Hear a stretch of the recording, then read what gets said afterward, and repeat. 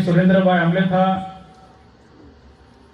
મદનભાઈ, આદિત્યભાઈ, પ્રેમલાબેન, સંજયભાઈ અને આ તરપા ગામના સરપંચશ્રી અને સમગ્ર તેમની ટીમ ગ્રામ પંચાયતની તથા મંચ પર કોઈક મારા સંબોધનમાં ઉલ્લેખ ન થયો હોય તેવા સૌ આગેવાનો, કારણ કે મને તો કોઈ લખીને આપ્યું છે, બધાનું નામ બોલ્યો, લખનારની ભૂલ હશે કદાચ. અને સામે પણ બેઠેલા, સામે પણ એવા વરિષ્ઠ લોકો આગેવાનો બેઠા છે કે મંચને સ્વભાવે એવા સામે બેઠેલા છે. ઉપસ્થિત સૌ ભાઈઓ તથા બહેનો અને અમારું જે સ્ટેજ પર આવતા હતા તે વખતે નાના નાના બાળકોએ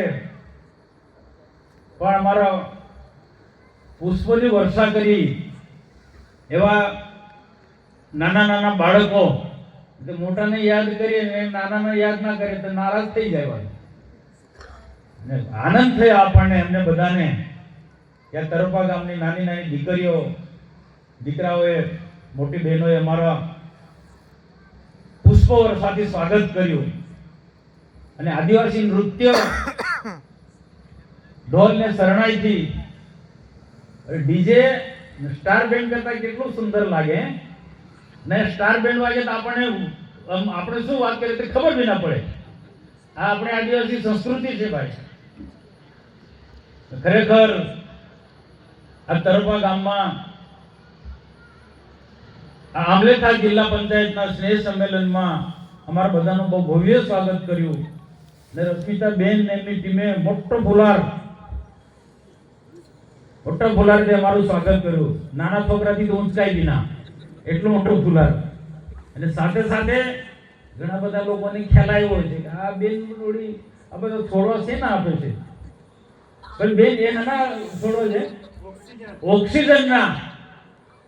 આ કોઈને ખબર પડે? આ ઓક્સિજન પ્લાન્ટ ના છોડ છે. સમગ્ર વિશ્વ આવનારા દિવસોમાં આમ તો શરૂઆત થઈ ગઈ છે, ઓક્સિજન થી તડપે છે. જ્યારે ઓક્સિજન ના મળે ને માણસ જીવી ના શકે. તો ભારત તો ચિંતા કરે છે, મોદી સાહેબ તો ચિંતા કરે જ છે, પણ સમગ્ર વિશ્વ એની ચિંતા કરે છે ભવિષ્યના પેઢીને બચવા માટે. તો ઓક્સિજન પ્લાન્ટ કુદરતી જે સંપદા છે, વડ વૃક્ષોથી માંડીને અલગ અલગ પ્રકારની કુદરતી સંપત્તિ એને જાળવણી કરવાની છે, નવા ઉગાડવાના છે. આજે હું માલસામોટ વિસ્તારમાં, ડુમખલ વિસ્તારમાં આવો કાર્યક્રમ હતો. કદાચ તમને ખ્યાલ ના હશે, બહુ ઓછા લોકોને ખબર હશે કે આખા વિશ્વની અંદર કોરોનાએ ભરડામાં લીધા હતા. આખા વિશ્વ, ભારતની વાત નથી કરું તો આખા વિશ્વની અંદર કોરોનાથી હાહાકાર મચી ગયો હતો. બધા ડરી ગયા હતા. મોટા મોટા રાષ્ટ્રો ડરી ગયા હતા કોરોનાને કઈ રીતના મહાત કરવો. આપણા નરેન્દ્રભાઈ મોદીએ રસી શોધી ને દેશને તો બચાવ્યો, પરંતુ બીજા વિશ્વના દેશોને પણ આ રસી આપી. આ નરેન્દ્રભાઈ મોદી સાહેબે એ મહાન કાર્ય કર્યું છે. હે મોદી સાહેબ, આવા કોઈ કોરોના જેવી મહામારી આવે, ઓક્સિજનનો કોઈ પ્રોબ્લેમ થાય જનતાને, દેશની જનતા, એના માટે આગોતરું માં કે નામ વૃક્ષ, માં કે નામ એક વૃક્ષ વાવો.